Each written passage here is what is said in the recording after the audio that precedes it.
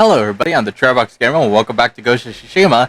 I think this is going to be one of those episodes where I kind of, how do I say, just like go and find undiscovered locations. I think this is a slight cleanup episode. So, the past comment about me waiting until the end, I guess was not completely true. I kind of forgot, I kind of went back to do that. But on the bright side, hey, at least it's consistent with how I was with the first map. I think I was more thinking of the third map now that I think about it. Because, you have to beat the game to actually free the whole location. So, yeah, that makes more sense. I must have been thinking of the third map then. Now it's not far. Besides, we've been doing pretty well with the missions. We could take a little break and just relax, chill out a bit. We'll get Khan in like, I'd say 8, maybe 9 episodes, 10. Definitely lower than 10 though. I could have sworn we got this. No, we couldn't have got this. The whole thing said that, it popped up indicating this is the first time we've been here, so no, we couldn't have got this. How many lighthouses are there? I've probably seen it before, like, I think maybe 8? 8 lighthouses? How many did we get so far? I could always look up in the collectibles, so it don't matter. We got another one. Alright, let's see. My ear is still kind of jacked up. I don't know when I said it. I know it must be at least 20 episodes, around 20 episodes at this point, considering I think when I mentioned it must have been on episode 69, I think. And if you're wondering, hey, you're gonna get that fixed? The answer is yes. Tomorrow I am going to the doctor to get my ear looked at again. They gave me medicine. I think I told you about the whole big-ass pill they gave me. The medicines have been long depleted. I'm good. I took it as instructed. The pain in my ear is now long gone. It just feels still plugged up. So, yeah, there's still that, so I'm hoping that when I do see the doctor, they fix me right up. So, here's hoping. Here's hoping. I did at one point say that I'm not using my headphones. I kind of want to state that I have been using my headphones, but I've only been using it for one ear. The other ear isn't covered, so it's awkwardly placed on my head right now. But hey, at least I could hear the video. I honestly didn't think that was going to last because without hearing the video exactly, made the experience a little more annoying for me to record. I'm sure you all couldn't imagine, but the point is, everything's dealt with, or going to be dealt with. I'm going to be hopefully in perfect health, or at least in better health soon. So I guess since this is a more relaxed episode, I'm not missing any plot. I could freely tell you more stories without stopping for the plot to be said. Because sometimes I stop when a cutscene pops up because I'm pretty sure it's important. So since there's none of that in this episode, I could just keep talking and talking. The thing is, now I don't know what the hell to talk about. Isn't that a bitch? You get a free pass to talk about whatever and you can't even think of something to talk about? Oh, that's embarrassing. I hate it when that happens. I guess we could still go over Halloween plans, as that is coming up. I did state that Batman could be, a video that I have, and Scooby-Doo's another video that I could have, considering I have the footage for it.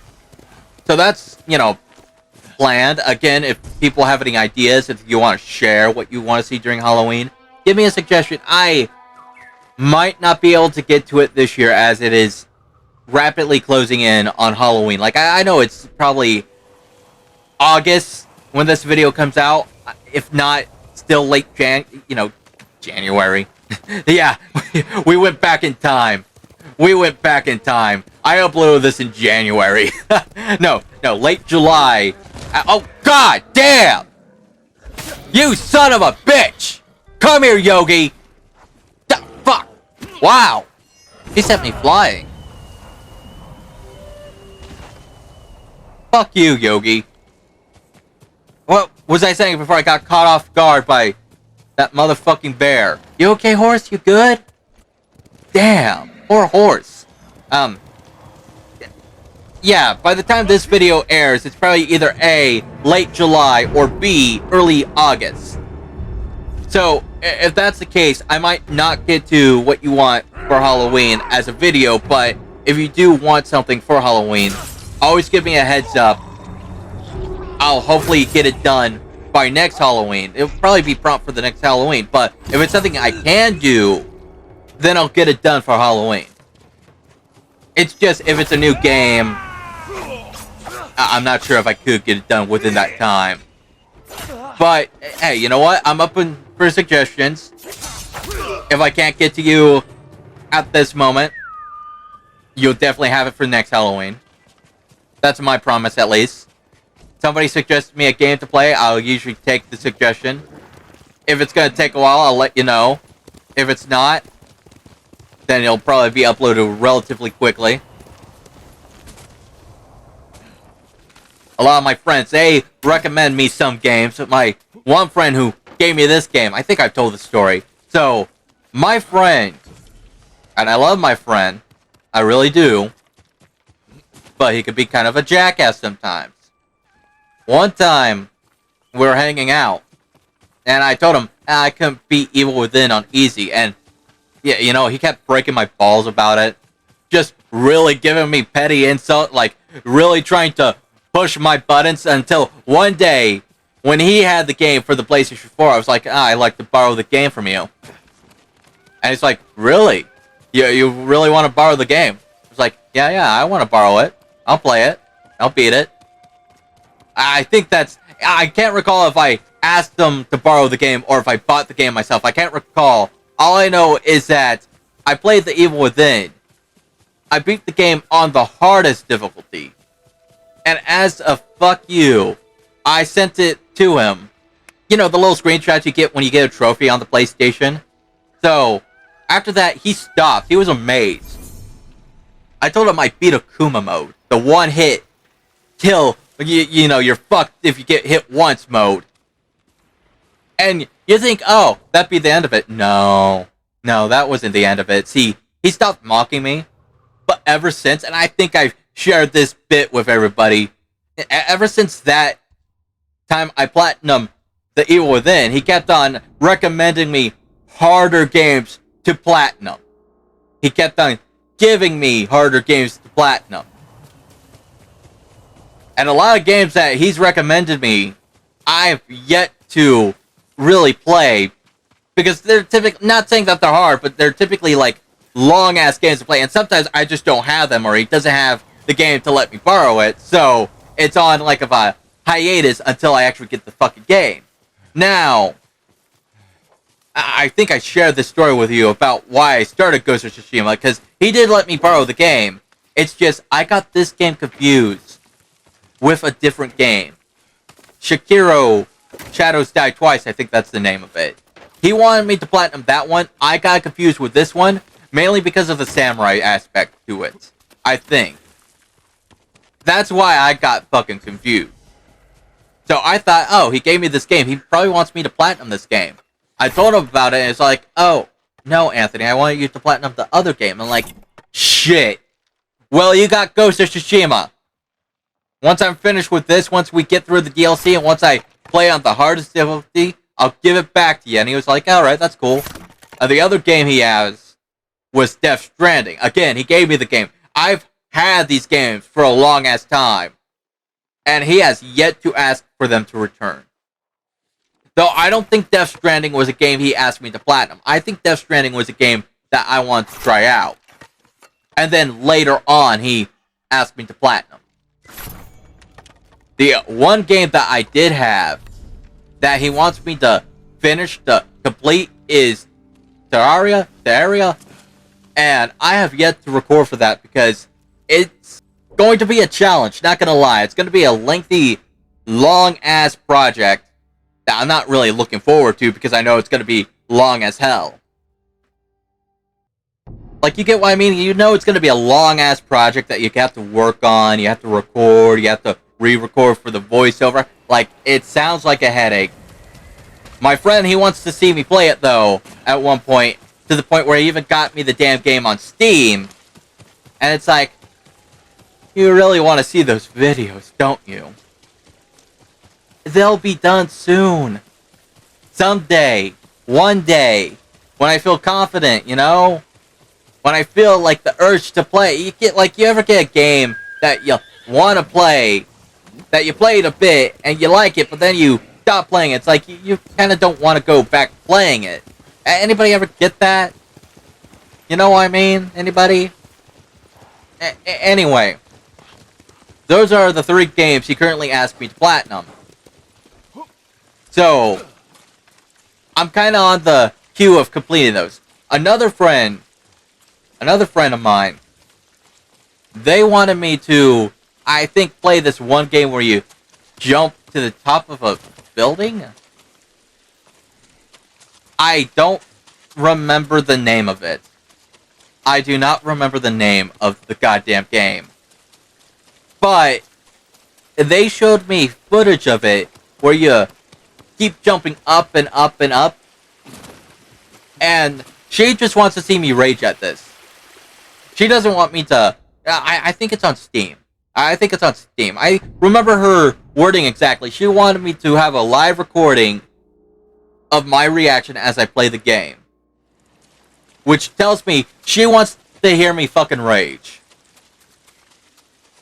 My thing is, if I do a live recording, I have to make sure that my mic isn't fucking around. Because sometimes my mic fucks around. And if I'm going to be screaming into it, because I get pissed off, and chances are it's going to fuck around even more than it usually does. The second I remember what the name of the game is, I'll look it up on Steam. I might just ask my friend what the hell they want me to play. And then I'll look it up on Steam. I'm thinking, you know, if it's not that bad, you know, not that much, I just buy it. It's probably not that much. Probably like $10, maybe. If not $14. If that's the case, then I'll just put it on my wish list if it's a little higher than that. Wait till it sells. And then, you know, just buy it when the, you know, discount pops up. That sounds like a plan. Then there's this other game that she wanted me to play, a horror game. I can only remember how she described the monster. It's just like, you've probably seen them on YouTube videos as thumbnails, but it's like this big purple monster with this creepy looking face. She said that she wanted to see me play that game. And, again, when I figure out what the game's name is, again, I probably have to ask her what it was. I'll look into it. It's just, I forgot what she asked me to play. It's like, damn. Damn. I'm a forgetful son of a bitch. But they will be played. I know one video that I put up was with a Fallout New Vegas video. And my friend, he wanted to see me play the game as Freddy Krueger. And the first part of the video was a little challenging to get through because, you know, as Freddy Krueger, your iconic weapon would be the, you know, the claws, the claw glove thing. Considering that I was playing the game without any mods and working with what was, you know, on the base game, getting a weapon that looks like that is kind of challenging. Like, I think the Deathclaw Gauntlet, it's probably named something else in the game, is literally the only weapon that's close enough to Freddy Krueger's weapon. However, I took some creative liberties with his arsenal during the playthrough. You see, I looked into Freddy Krueger horror villain-wise and found that one of the first victims was, I believe, his father. And said victim was killed with a straight-edge blade. You know, like those old barbershop blades. And that is something you could have as a weapon in Fallout. The only problem with that weapon is that it sucks. It fucking sucks. So, I had to make sure to keep repairing that bitch until I found like a Deathclaw Gauntlet or some weapon that looks very similar to it. I think you can't really find it in Fallout New Vegas. I think you could get something close to it though. So, I might not be exactly saying the name right, but just know that it's a variant of that weapon. It got a little challenging with the DLC, considering that I think it was Dead Money with the Sierra Madre Casino. Yeah. See, you lose all your stuff, meaning I lost my arsenal for Freddy Krueger. Eventually, I came across, those bear trap gauntlet things, and I was like, this is the closest thing I'm gonna get to his claw glove for the time being. So, we're just got to live with that. I say that was close enough, without going through mods, base game wise. So I think that was fair. I thought, that's fair enough. And then after that, just kept on going through the game. Finally, eventually got that gauntlet. Used the gauntlet for the rest of the game. Went through the other DLCs. The only DLC that didn't get fully recorded was Lonesome Road, which kind of sucked. Something happened with the recording. I don't know what happened, but I lost it. Shit happens sometimes. Shit happens. I think I was being the jackass because I was trying to kill every character that I ran across. And I did a good job with that, especially with the Mr. Sandman kills, because I figured that would be more fitting for Freddy Krueger. The thing is, when I got to the end of the game, you're not going to believe this, but because I was killing the Legionnaires, I think I was going for the Mr. House ending. I had Mr. House's back. When I was killing off the Legionnaires, my karma went from very evil to very good, and I was sitting there thinking, you realize how many people I've killed for no reason. I think I only let one person live so that they could repair my shit, and nobody else. I'm saying from Good Springs to Novak, all the way to, New Vegas. I don't even... Maybe I didn't go for the Mr. House ending. Maybe I went for the Yes Man ending, because that seems more, in character. I really wish I had the video right now so I could double check and look at it. But I'm pretty sure that I got the Yes Man ending, now that I think about it. That seems more in character. But anyways, the thing is, as I was finishing up the final leg of the, game, I just went to my karma just to see how evil I am. And I was expecting, like I said, at one point it was very evil, considering that I killed anybody that got near me. So to see from very evil to very good, I was like, the fuck you mean very good? You're crazy. That kind of ruins the whole run. I wasn't supposed to be very good. I was supposed to be very evil. What, killing the Legionnaire made me very good? I'll never forget the day he was killed. I could have saved my father. If only I was older, stronger. If I wasn't so afraid. I don't think that's counting as mission dialogue or anything important, but it is important to the character, so I take it back. Yeah, we have those moments. So, basically, Nightmare in New Vegas killed a bunch of people, still turned out to be pretty fucking good. Huh. Speaking of good and evil, a while back, I think it was a year ago, maybe, I was given the chance to DM for my D&D group. And I was too nice of a DM. I gave them way too many cool shit. And these guys, they know how to play, so it kind of fucked me over when they killed the big bad early on. I was like, shit. I planned for this. I knew I planned for this. I just didn't expect it to happen. So, it was a piss poor ending plan, but the point is, my friends had a good time, and that's all I really asked for. Like, should I have been a little more of a dick? Probably. I think my friends will agree that I was a little too nice for them. I gave them a lot of cool shit. I really did. I gave one player, one of my friends, I gave her something that I dubbed surprise me arrows, but since she had a crossbow and not a bow, I was like, surprise me bolts. And the thing is, they didn't know what it was at first. They had to cast identity on it before I gave them the whole, you know, am I not going to be able to look at this until these guys are gone? Okay, well, here's how surprise me arrows, bolts, whatever you want to call them work. So, say you have a group of enemies attacking you.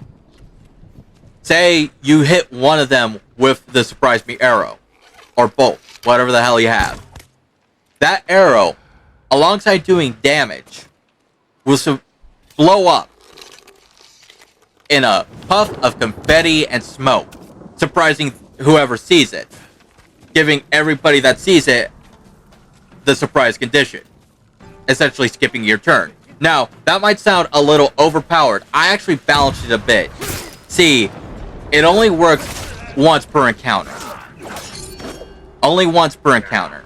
So, say you have a group of enemies, you used it once, they get hit, they're surprised, they lose a turn, and then you try it again, it ain't gonna work. They already know the shtick with it. Now, if some new enemies pop by, you use it on them, yeah, sure, it will work, because they don't see it the first time, but the enemies that did see it, it's not gonna work on them. And I found that, like, was the most balanced OP thing I gave them, mainly because that was the first weapon idea I created. And I love. Like, it might not be the best weapon there is, but I put some effort, like, I gave it some love. I really created something. The other weapons, they're cool too, it's just, I didn't, like, they were kind of broken. They were really kind of broken. But that one, the most balanced weapon, was the first one I made up.